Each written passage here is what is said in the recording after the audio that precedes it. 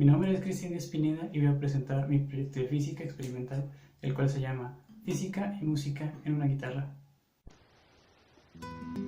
El sonido en la vida real no se puede observar, sin embargo, el sonido puede representarse de diferentes maneras.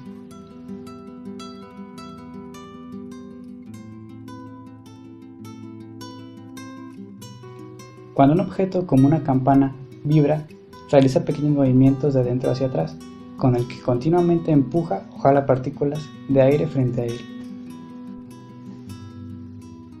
Si el sonido pudiera observarse, se vería como en la siguiente animación. La onda de abajo es lo que usualmente se imagina como se piensa que es una onda de sonido, pero en la parte de arriba es la más parecida a lo que realmente sucede. Mientras que el objeto vibra, el objeto empuja las partículas de aire creando una región de aire comprimido o de alta presión. Estas partículas empujan a las siguientes y estas a las siguientes, así sucesivamente, causando que se genere una región de alta presión. Al mismo tiempo, durante el movimiento hacia atrás, el objeto jala partículas de aire creando una región de aire expandido o de baja presión. Esas partículas jalan las siguientes y así sucesivamente propagando una región de baja presión a través del aire.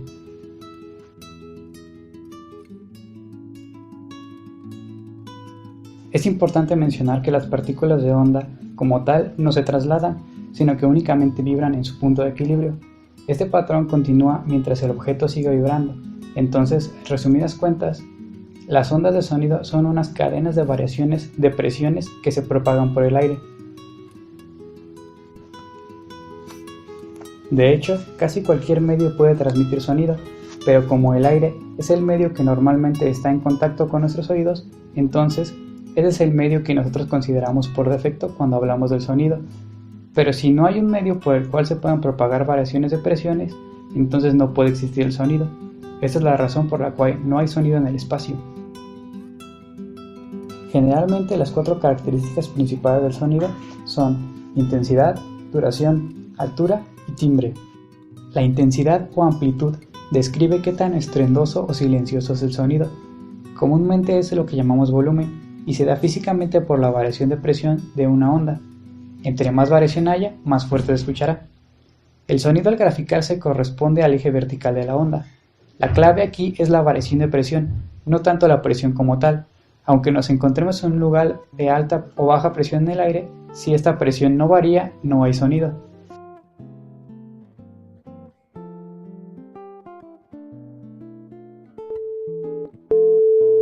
La duración es simplemente cuánto dura un sonido desde que lo comenzamos a percibir hasta que dejamos de escucharlo.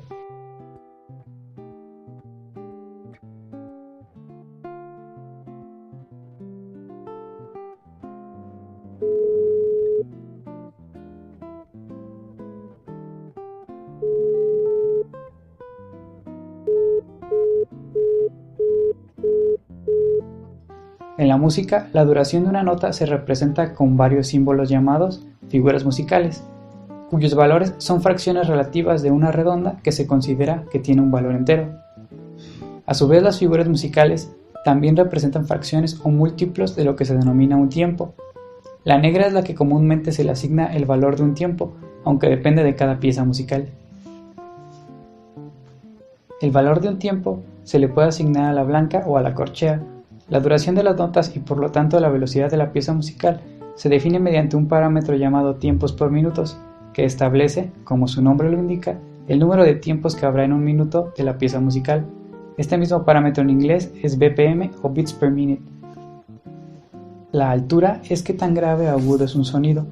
La característica que define esto es la frecuencia de la onda. Frecuencia significa el número de repeticiones del patrón de vibración de un sonido periódico en un solo segundo. Al referirse a sonido periódico, es que su patrón de vibración no varía por lo que la onda es igual cada vez que se repite. Por ejemplo, una onda de baja frecuencia tiene una vibración relativamente lenta y por lo tanto una longitud de onda larga, y una onda de frecuencia larga tiene una vibración rápida, por lo cual tiene una longitud de onda corta. Para entender por qué las ondas de alta frecuencia tienen una longitud de onda más corta que las de baja frecuencia, hay que recordar que la velocidad del sonido no varía, sino cambia el medio. Entonces, si el objeto vibra más rápido, pero la velocidad de propagación es la misma, las regiones de diferentes presiones van a estar más juntas entre sí, y si están más juntas, la longitud de onda es menor. La velocidad de la onda, la longitud de la misma y la frecuencia se relacionan con la siguiente ecuación. El timbre es aquello que nos permite distinguir entre dos instrumentos musicales o entre la voz de dos personas, aun si están tocando o entonando la misma nota musical. Los músicos tienden a llamarle a esto el color del tono musical. La característica que define esto es la forma de la onda y por ende su contenido espectral. Aunque analizar el sonido desde el punto de vista espectral es más útil para el análisis, por el momento se observará desde el punto de vista de forma de onda, que es el más sencillo de visualizar. En la imagen se puede observar las diferentes formas de onda de 4 instrumentos. Se puede apreciar que todos tienen una forma de onda diferente. Estas representan la forma en la que va a vibrar cada uno y por ende cómo van a ser las variaciones de presión que van a reproducir en el aire. Es por estas diferentes formas de onda porque terminamos percibiendo cada sonido de diferente forma a pesar de que estén tocando la misma nota musical. Como anteriormente se comentó, la frecuencia es el número de repeticiones del patrón de vibración de un sonido periódico en un solo segundo. Esta misma se mide en hertz o ciclos por segundo. La frecuencia es inversamente proporcional al periodo, tanto matemáticamente como conceptualmente. La frecuencia, en cuanto a notas musicales se refiere, es cuántas veces en un solo segundo se repite el patrón de vibración de una onda sonora en el punto donde se mida, ya sea directamente del instrumento musical, de un punto en específico en el aire o de nuestro tímpano, etc.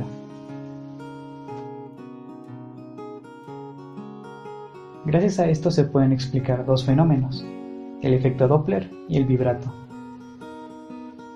El efecto Doppler es llamado así por el físico austríaco Christian Andreas Doppler, que es el cambio de frecuencia aparente de una onda producida por el movimiento relativo de la fuente respecto a su observador.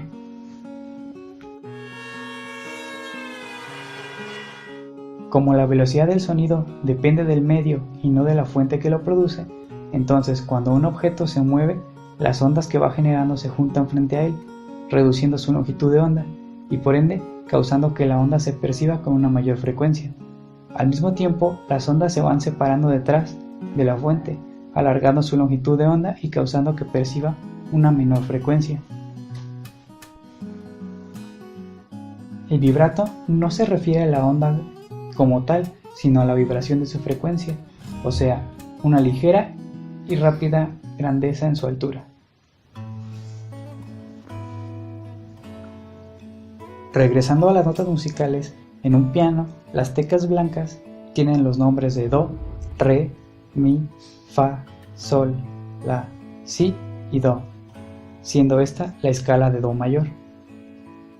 Las teclas negras no tienen un nombre propio, sino que toman prestado el nombre de la tecla blanca antes o después de ellas utilizando los símbolos de sostenido o bemol.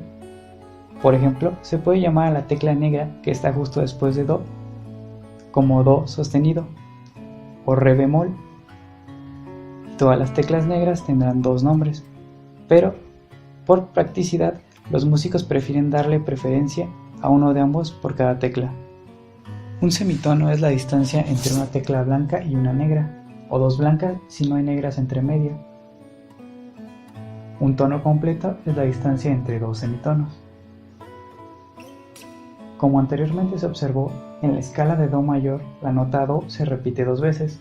Esto es porque el grupo básico de las notas que va de Do a Si es llamado octava. Se repite varias veces en todo el espectro de notas utilizados en la música. Cada octava está enumerada. Estas mismas notas las podemos encontrar en otros instrumentos, como una guitarra, solo estarán acomodadas en otra forma.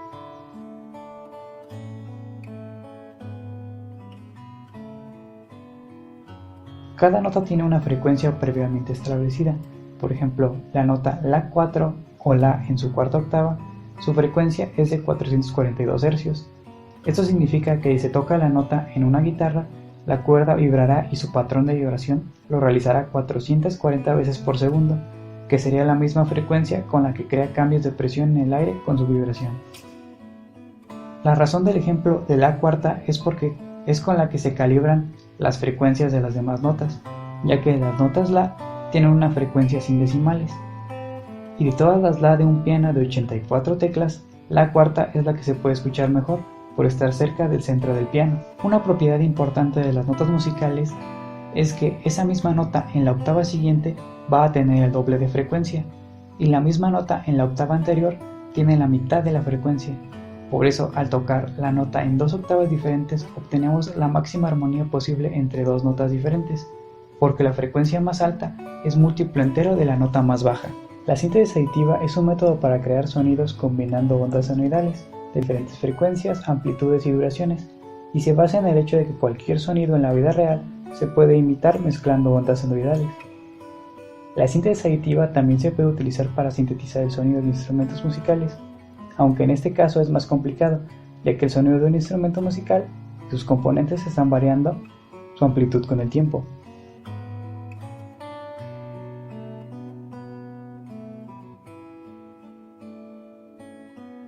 El experimento se inició con la guitarra española por su facilidad a la hora de digitar notas. Inicialmente la guitarra tenía cuerdas de tensión mediana de nylon. Por practicidad y por teoría se tocó únicamente la nota La cuarto o La en su cuarta octava. Inicialmente se tocó esta nota sin púa, o sea con uñas naturales. Acto seguido se volvió a colocar la misma nota, pero con diferentes púas. Se utilizó una púa blanda de .58 mm, una púa mediana de .73 mm y una púa gruesa de 1.1 mm.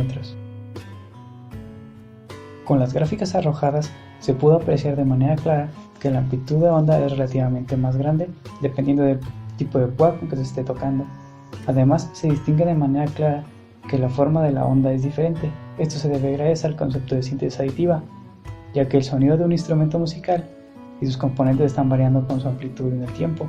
Entonces, la forma de onda o el timbre cambia dependiendo de la púa con que se toque. Pasados algunos días se cambiaron las cuerdas de la guitarra, ya que cambiar de manera muy frecuente las cuerdas provocará que la guitarra se dañe. En este caso se cambió a cuerdas de tensión baja y de igual manera se prosiguió como anteriormente, tocando únicamente la nota La cuarta con diferentes tipos de púas. Con las nuevas gráficas se pudo observar que el patrón siguió siendo el mismo. Mientras más ancha sea la púa, mayor amplitud tendrá, pero también fue evidente que con el cambio de cuerdas la amplitud no fue la misma que con las de tensión media. El siguiente paso del experimento consistió en ver si el material de las cuerdas afecta el sonido de la misma. Para esto se utilizó una guitarra electroacústica con cuerdas de metal, específicamente con cuerdas de bronce con un porcentaje 80-20 en cobre y estaño. Para este paso no se tocó la nota La cuarta, sino que se tocaron las cuerdas con este tipo de aleación. Por practicidad se tocaron al aire, o sea, sin digitación, las últimas tres cuerdas con la púa de grosor medio, específicamente de 0.73 milímetros.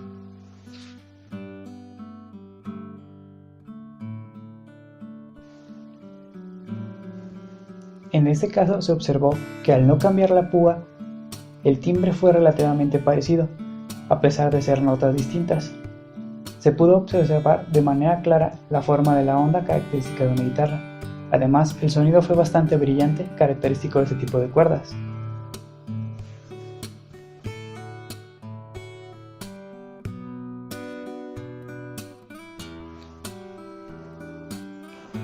Con lo anterior concluido, se prosiguió a cambiar las cuerdas de la guitarra, no en grosor, pero sí en aleación. En este caso, se cambiaron a cuerdas 85-15 bronce. De igual manera, se tocaron las últimas tres cuerdas al aire con una púa de grosor medio de 0.73 milímetros.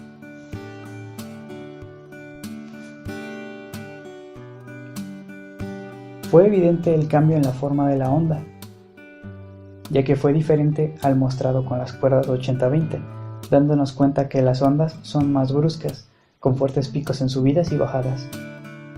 Auditivamente el tono de estas cuerdas era más cálido en comparación con las cuerdas 80-20.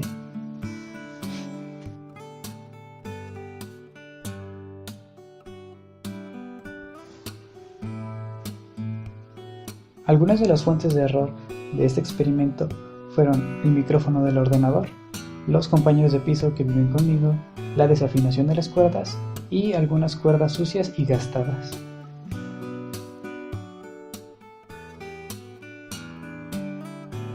Como conclusión, podemos decir que se pudo demostrar que la amplitud de la onda que provoca una cuerda de una guitarra varía dependiendo del grosor de la misma, así como también varía el timbre dependiendo de la púa con la que está tocando el instrumento, y cómo el material del que están hechas influye en su tono.